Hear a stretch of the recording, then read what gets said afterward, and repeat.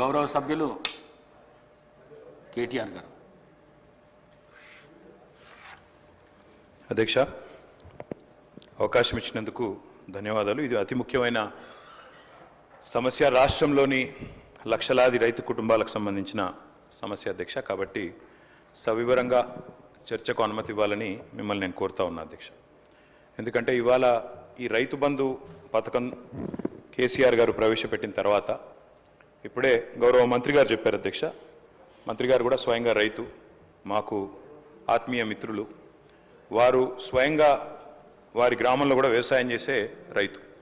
కాబట్టి ఇంత ముఖ్యమైన సమస్యకు సంబంధించి మరి సావధానంగా దయచేసి వినాలని, సాకల్యంగా మాకు చెప్పాలని గౌరవ మంత్రి గారిని, ప్రభుత్వాన్ని నేను కోరుతా ఉన్నా అధ్యక్ష. మేము ఏదైనా నిర్మాణాత్మక సూచనలు చేసినా, మేము కొద్దిగా విమర్శనాత్మకంగా మాట్లాడినా అది రైతులను వారి ప్రయోజనాలను కాపాడడానికే తప్ప మీ మీద దుమ్మెత్తిపోయడానికో ఇంకోటో కాదు. దయచేసి మంత్రి గారు సద్విమర్శగానే తీసుకోండి, నిర్మాణాత్మకంగా తీసుకోండి. ఇంకా ఎన్నికలకు 4 ఏళ్ల సమయం ఉంది కాబట్టి ఇప్పటికిప్పుడు మనం ఇక్కడ బల ప్రదర్శన చేసి కూడా లాభం లేదనే మాట కూడా వారికి చెబుతూ అధ్యక్ష, ఇవాళ ముందుగా నేను మంత్రి గారికి ఒక విషయంలో వారు చెప్పినందుకు, ఒక వాస్తవం చెప్పినందుకు వారిని అభినందిస్తా ఉన్నా అధ్యక్ష. గత ప్రభుత్వం ఈ పథకాన్ని ప్రారంభించింది. 72,000 కోట్ల పైచిలకు, దాదాపు 73,000 కోట్ల రూపాయలు గత ప్రభుత్వం నుంచి మరి రైతుల ఖాతాల్లో జమ అయినాయి. అదే మాదిరిగా మరి మేము మా ప్రభుత్వం వచ్చిన తర్వాత ఒక దఫా మాత్రమే డబ్బులు ఇచ్చాము, 7,600 కోట్లు 2 పంటలకు గాను ఒకసారి ఇచ్చాము, వానాకాలం ఇవ్వలేదు అని చెబుతూ ఎట్లా మొత్తం 80,000 కోట్లు ఎట్లా ఇచ్చామని చెప్పారు. అందులోనే గౌరవ మంత్రి గారు ఒక మాట ఇక్కడ చెప్పారు అధ్యక్ష, ఏదో దుర్వినియోగం జరిగిపోయింది, 21,283 కోట్ల దుర్వినియోగం జరిగింది అన్నట్టుగా వారు ఒక ఖాతా ఇచ్చారు. దయచేసి మంత్రి గారు నేను కోరుతా ఉన్నా, మీరిచ్చిన 2వ పేజీ దయచేసి ఒకసారి చూడండి. అందులో మీరిచ్చిన దానిలోనే ఏం రాశారు అధ్యక్ష? 2 పంటకాల్లో మొత్తం 2 పంటకాలంలో సాగైన మొత్తం విస్తీర్ణం 19-20కి 141 లక్షల ఎకరాలు, 20-21కి 204 లక్షల ఎకరాలు. అంటే మీరు గమనిస్తే అధ్యక్ష, సాగు చేసినా చేయకపోయినా డబ్బులు, రైతు బంధు డబ్బులు ఇవ్వడం వల్లనే 141 లక్షల ఎకరాల నుంచి 204 లక్షల ఎకరాలకు పెరిగింది. ఆ తర్వాత 212 లక్షల ఎకరాలకు పెరిగింది. ఆ తర్వాత మళ్ళీ 206, అంటే 2,06,00,000 ఎకరాలకు పెరగడానికి కారణం గౌరవ మంత్రి గారు. మేము సాగు విస్తీర్ణం పెరగాలన్న ఉద్దేశంతో ఇచ్చినాం కాబట్టే విస్తీర్ణం పెరిగిందన్నమాట దయచేసి మీరిచ్చిన లెక్కల్లోనే ఉన్నది. అట్లాగే మంత్రి గారు మరి ఒక 2-3 విషయాలు చెప్పాలి. మీరు మాట్లాడిన తర్వాత మీ ఇష్టం అని చెప్పండి సార్. మంత్రి గారు ఒక 3 విషయాలు చెప్పాలి సార్. నేను అంటే ముందుగా ఈ ప్రశ్నలు అడిగి తర్వాత మిగతా సబ్జెక్టులోకి పోతాను సార్. ఎందుకంటే వారు ఇచ్చిన నోట్ ఇప్పుడే అందింది మాకు. ఇప్పుడే అందిన నోట్లో మాకు లేవనెత్తిన, మాకున్న సందేహాలు, మాకున్న అనుమానాలు ముందుగా చెప్పి మంత్రి గారు ROFR గురించి ప్రస్తావించారు అధ్యక్ష. గౌరవ పెద్దలు తెలంగాణ తొలి ముఖ్యమంత్రి కేసీఆర్ గారి నాయకత్వంలో ఆనాడు ROFR చట్టం కింద 4.5 లక్షల మంది గిరిజన బిడ్డలకు పోడు పట్టాలు ఇచ్చిన ఘనత బీఆర్ఎస్ ప్రభుత్వాన్ని, ఘనత కేసీఆర్ గారి నాయకత్వాన్ని అధ్యక్ష. ROFR కింద ఇచ్చే పోడు పట్టాల విషయంలో ఇక్కడ చాలా మంది గిరిజన శాసనసభ్యులు కూడా ఉన్నారు అధ్యక్ష. చాలా మంది గిరిజన ప్రజలుండే నియోజకవర్గాల నుంచి వచ్చిన మిత్రులు, శాసనసభ్యులు కూడా ఉన్నారు. ఈ ROFR పట్టాలు గిరిజనుల చేతులు ఏవైతే ఉంటాయో అధ్యక్ష, అక్కడ కనా కష్టం మీద ఒక పంట మాత్రమే సాగు చేసే అవకాశం ఉంటుంది. ఎందుకంటే అక్కడ కాలువలు ఉండొచ్చు, ఉండకపోవచ్చు, అక్కడ ఇతర సమస్యలు ఉండొచ్చు, మేజర్ కాలువలు ఉండకపోవచ్చు. కాబట్టి కష్టం మీద అక్కడ పండేది ఒక పంట, అది కూడా చాలా కష్టంతో వాళ్ళు చేసుకుంటారు. దాదాపు 6-7 నెలలు తనలాడతారు. అక్కడ పండేదే ఒక పంట. అంటే ఇప్పుడు మంత్రి గారు చెప్పిన లెక్క ప్రకారం ఈ గిరిజన బిడ్డలు ఎవరైతే మేము గతంలో పోడు భూముల పట్టాలు ఇచ్చినామో, ఎవరికైతే మేము 4.5 లక్షల ఎకరాలు పట్టా ఇచ్చినామో వారికి మరి ఈ 2వ విడత వారు రైతు బంధు ఇవ్వరా? మంత్రి గారు దయచేసి తప్పకుండా గిరిజనుల తరపున అడుగుతా ఉన్నాం, సమాధానం చెప్పాలి. అదేవిధంగా అధ్యక్ష, మంత్రి గారికి తెలుసు వారు స్వయంగా రైతు. పత్తి అధ్యక్ష, కంది పత్తి అయితే దాదాపు 45 లక్షల ఎకరాలు పండుతుంది అధ్యక్ష తెలంగాణలో. మరి పత్తి 8 నెలల పంట, 8 నెలల పంట తర్వాత 2వ పంటకు అవకాశం కూడా ఉండదు. అంటే ఇప్పుడు మంత్రి గారు చెప్పిన లెక్క ప్రకారం మరి పత్తి రైతుకు 45 లక్షల ఎకరాల్లో సాగు చేసే పత్తి రైతుకు ఒకటే పంటకి ఇస్తామన్నట్టుగా ఉన్నది. ఈ విషయంలో కూడా వారు మా సందేహం నివృత్తి చేయాలి. ఒకటే పంటకి ఇస్తారా, 2 పంటలకు ఇస్తారా? కంది కూడా సేమ్ అధ్యక్ష. మీ వికారాబాద్ జిల్లాలో కూడా కంది విస్తృతంగా పండిస్తారు, అది కూడా 7-8 నెలలు. అదే నన్ను చెప్పనండి మంత్రి గారితో విజ్ఞప్తి. ఇంకో రకంగా వెళ్ళొద్దు. ఇది కేవలం మేమేమీ చెప్పలేదు. గత ప్రభుత్వంలో జరిగినటువంటి విధి విధానాలను మేము ముందుంచాము.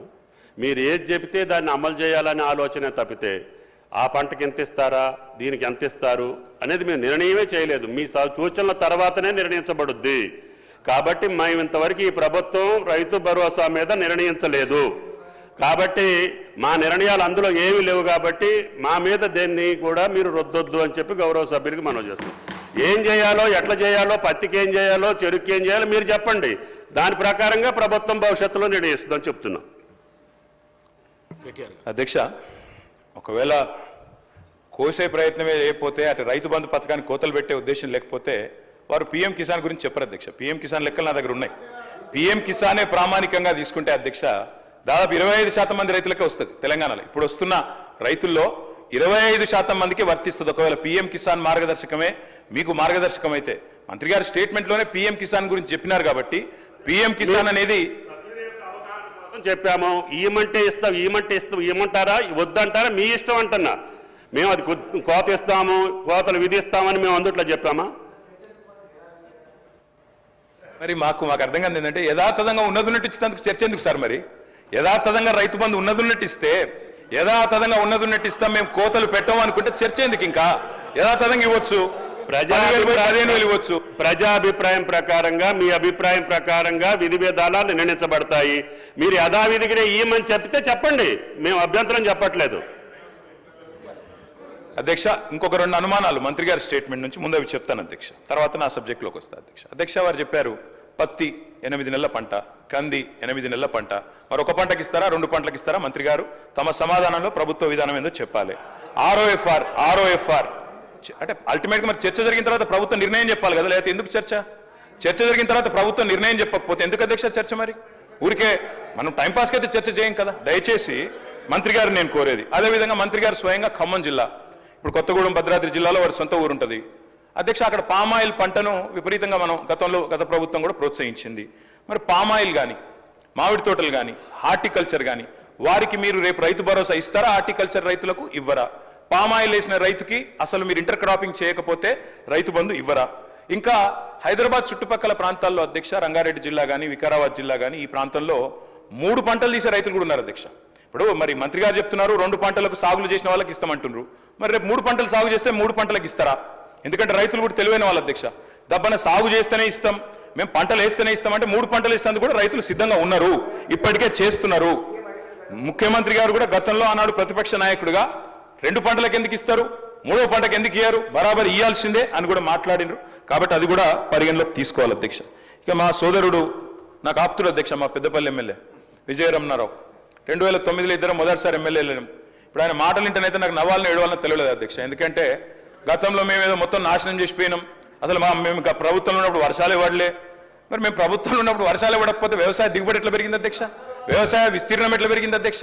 అధ్యక్ష, ఇంకా గమ్మత్తు, విచిత్రమైన విషయం, నేను కావాలంటే ఇప్పుడే నాకు స్పీచ్ కూడా ఉంది. రేవంత్ రెడ్డి గారు ఇక్కడ కూర్చొని ఇచ్చిన స్పీచ్ అధ్యక్ష. ఆనాడు కాంగ్రెస్ ప్రభుత్వ హయాంలో రైతుల పరిస్థితి ఏంది, కరెంటు పరిస్థితి ఏంది, నీళ్ల పరిస్థితి ఏందని రేవంత్ రెడ్డి గారు ఇక్కడ నించొని ఇచ్చిన స్పీచ్ అధ్యక్ష. వారి తండ్రి గారు చనిపోతే నెత్తి మీద నీళ్లు చల్లుకుందామంటే కూడా కరెంటు లేదు, మా బోరు పనిచేస్తలేదని చెప్పి స్వయంగా ముఖ్యమంత్రి రేవంత్ రెడ్డి గారు ఇక్కడ నుంచి చెప్పిన మాట ఆనాటి కాంగ్రెస్ ప్రభుత్వ పాలనకు, ఆనాటి కాంగ్రెస్ ప్రభుత్వ పరిపాలనలో రైతుల దుస్థితికి నిదర్శనం అనే మాట నేను మీకు గుర్తు చేస్తా ఉన్నా అధ్యక్ష. నేను ఇక దాన్ని మళ్ళీ చదివితే మళ్ళీ కాంట్రవర్సీ చేస్తారు, ఇంకోటి అంటారు అధ్యక్ష. అధ్యక్ష, వాస్తవం తెలంగాణ రాష్ట్రం ఏర్పడ్డది 2014లో. 14కు ముందు నేను ఒక్కరిని నిందిస్తలేను అధ్యక్ష. ఆనాడు వెంకటరెడ్డి గారినో లేదా ఇంకోరినో నేను నిందించట్లేదు, కేవలం ఆనాటి పరిస్థితులు మాత్రం చెప్పే ప్రయత్నం చేస్తా ఉన్నాను అధ్యక్ష. ఉమ్మడి రాష్ట్రంలో ఎద్దు ఏడ్చింది, తప్పకుండా వ్యవసాయము ఏడ్చింది. ఎద్దు ఏడ్చిన వ్యవసాయం బాగుండదంటారు. నిజంగా కూడా ఆనాడు చాలా దారుణమైన పరిస్థితి ఉండేది అధ్యక్ష. సాగు సంక్షోభంలో మునిగింది, అన్నదాత వెన్ను విరిగిన మాట వాస్తవం. దానికి నా దగ్గర లెక్కలతో సహా, NCRB లెక్కలతో సహా ఉన్నాయి అధ్యక్ష. ఆ రోజు భారతదేశంలో జరిగే రైతు ఆత్మహత్యల్లో ఆనాడు తెలంగాణ ప్రాంతం, అదేవిధంగా మహారాష్ట్రలోని విదర్భ, ఈ 2 ప్రాంతాలే టాప్ అధ్యక్ష. తెలంగాణ ఏర్పడ్డ నాడు భారతదేశంలో రైతు ఆత్మహత్యల్లో 11.1% ఆత్మహత్యలు మన రాష్ట్రం నుంచి, ఈ ప్రాంతం నుంచి జరిగేది అధ్యక్ష. ఈ రోజు నేను గర్వంగా చెప్తా ఉన్నా అధ్యక్ష, గర్వంగా చెప్తా ఉన్నా, ఈ రోజు మేము మీకు ప్రభుత్వాన్ని అప్పజెప్పినాడు, మీరు మాకు అప్పజెప్పినాడేమో 11.1% రైతు ఆత్మహత్యల్లో తెలంగాణ వాటా. మేము మళ్ళీ తిరిగి మీకు అప్పజెప్పినాడు భారతదేశంలోనే అత్యల్పంగా 1.5%తో మీకు అప్పజెప్పినాం, రైతు ఆత్మహత్యలు తగ్గించినాం అనే మాట నేను గర్వంగా చెప్తా ఉన్నా అధ్యక్ష. దానికి కూడా ప్రామాణికం రేవంత్ రెడ్డి గారు అధ్యక్ష. ఇది ఆయన అడిగిన ప్రశ్న. ఆనాడు పార్లమెంట్ సభ్యుడిగా పార్లమెంట్లో రేవంత్ రెడ్డి అడిగిన ప్రశ్న చదువుమంటే చదువుతా అధ్యక్ష. మల్కాజ్గిరి ఎంపీ గారు అడిగినారు ఆనాడు కేంద్ర వ్యవసాయ శాఖని, తెలంగాణలో రైతు ఆత్మహత్యల సంగతి చెప్పండి అని చెప్తే మొత్తం సావధానంగా లెక్కలు చెప్పి కేంద్ర ప్రభుత్వం చెప్పిన మాట అధ్యక్ష, 2014లో 898 ఉంటే ఆ తర్వాత తగ్గుకుంటూ 2020 సంవత్సరానికి వచ్చేసరికి 466కు తగ్గింది. దాంతో పాటు తెలంగాణ అత్యల్ప రైతు ఆత్మహత్యలు ఈ రోజు నమోదవుతున్న రాష్ట్రం అని చెప్పి స్వయంగా ముఖ్యమంత్రి రేవంత్ రెడ్డికి ఆనాడు ఎంపీగా కేంద్ర ప్రభుత్వమే వివరణ ఇచ్చింది అధ్యక్ష. దాంతో పాటు అధ్యక్ష ఎట్లెట్లా సాగు విస్తీర్ణం పెరిగింది, ఎట్లెట్లా రైతు ఆత్మహత్యలు తగ్గినాయి, ఆ లెక్కలు కూడా మొత్తం ఆర్బీఐ లెక్కలు నేను గౌరవ సభ్యులకు మీ ద్వారా పంపుతాను అధ్యక్ష. దయచేసి వారికి ఇవ్వాలని చెప్పి కూడా నేను కోరుతా ఉన్నాను అధ్యక్ష. ఆ రోజు పరిస్థితి ఏంటంటే నెర్రెలు బారిన నేలలు, ఆనాడు ఎండిపోయిన చెరువులు, చిన్ననీటి వనరులను పట్టించుకోలే, కరువు, కన్నీళ్లు, అప్పులు, ఆత్మహత్యలు. ఇది వాస్తవం అధ్యక్ష. ప్రాజెక్టులు లేవు తెలంగాణ ప్రాంతంలో, సాగునీరు లేదు, బొక్కబోర్ల పడే పరిస్థితి. మూషంపల్లిలో నల్గొండ కాన్స్టిట్యున్సీ అధ్యక్ష రామరెడ్డి గారు అంటారు అధ్యక్ష, ఆయన ఒక్క రైతు 57 బోర్లు వేసిండు అధ్యక్ష ఆయన పొలంలో. ఆయన పేరే ఊళ్ళో బోర్ల రామరెడ్డి అయిపోయింది అధ్యక్ష. అట్లా కరెంటు కోతలు ఒకవైపు, కాలిపోయే మోటార్లు మరొక వైపు, పేలిపోయే ట్రాన్స్ఫార్మర్లు మరొక వైపు, అర్ధరాత్రి వచ్చే కరెంటు కోసం ఆనాడు కరెంటు వెట్టబోయి షాకు చచ్చిపోయిన రైతులు లెక్క తీస్తే అదే చాంతాడంత ఉంటుంది అధ్యక్ష. ఇక విత్తనాలు వంచుడు పోలీస్ స్టేషన్లల్లో, ఎరువులు వంచుడు పోలీస్ స్టేషన్లలో, ఎందుకంటే బయట పెడితే చెప్పులు లైన్లో పెట్టుకుని నిలిచే పరిస్థితి అధ్యక్ష. ఇట్లా చెప్పరాని తిప్పలతో ఆనాడు ఉమ్మడి ఆంధ్రప్రదేశ్లో రైతన్న గోసపడ్డాడు అధ్యక్ష.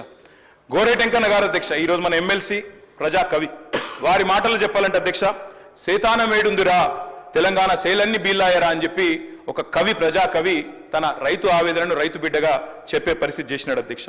అధ్యక్ష చేను గట్ల మీద స్వయంగా ఆత్మహత్యలు మనం చూసినాం అధ్యక్ష గతంలో ఉమ్మడి ఆంధ్రప్రదేశ్లో. ఆనాడు ఆత్మహత్యలకే కేర్ ఆఫ్ అడ్రస్ గా మారిపోయిన పరిస్థితి మా విప్ గారు లేచినారు అధ్యక్ష. వారికి కూడా నేను గుర్తు చేస్తా ఉన్నా, మా సిరిసిల్ల జిల్లాలో వెంకటాపూర్ అనే గ్రామం ఉంటుంది అధ్యక్ష. వెంకటాపూర్ గ్రామంలో మునిగే ఎల్లయ్య అనే ఒక దళిత రైతు అధ్యక్ష ఎరువుల కోసం లైన్లో నిలబడి అక్కడనే మూర్ఛ వచ్చి కుప్పగూలి 2012-13 సంవత్సరంలో చచ్చిపోతే ఆనాడు మంత్రిగా శ్రీధర్ బాబు గారు, ఎమ్మెల్యేగా నేను ఇద్దరం కలిసిపోయినాం అధ్యక్ష. ఆ కుటుంబంలో విశ్వాసం నింపే ప్రయత్నం చేసిన. నేను విమర్శ చేస్తలేను అధ్యక్ష, ఆనాడు ఉమ్మడి ఆంధ్రప్రదేశ్లో ఉన్న పరిస్థితి చెప్తున్నా తప్ప ఇంకోటి చెప్తలేను అధ్యక్ష. అధ్యక్ష ఆనాటి పరిస్థితి ఒక మాటలో చెప్పాలంటే అధ్యక్ష ఐఎమ్ నాట్ ఈల్డింగ్, మంత్రి గారిని చెప్పమనండి, అది పద్ధతి. నేనేం విమర్శ చేస్తలేను అధ్యక్ష. అధ్యక్ష గోరేటెంకన్న గారి పాట అధ్యక్ష, కాంగ్రెస్ పార్టీ ఆనాడు 2004లో అధికారంలోకి రావడానికి ఆలంబనగా మారింది. పల్లె కన్నీరు పెడుతుంది అంటూ ఆనాడు రాజశేఖర రెడ్డి గారి నాయకత్వంలో రాష్ట్రం మొత్తం ఆ పాట హోరెత్తింది. అల్టిమేట్ గా కాంగ్రెస్ ప్రభుత్వం అధికారంలోకి వచ్చింది అధ్యక్ష. ఇది వాస్తవం, నేను చెప్పేది ఏది కూడా అవాస్తవం కాదు అధ్యక్ష, నిజం చెప్తా ఉన్నా.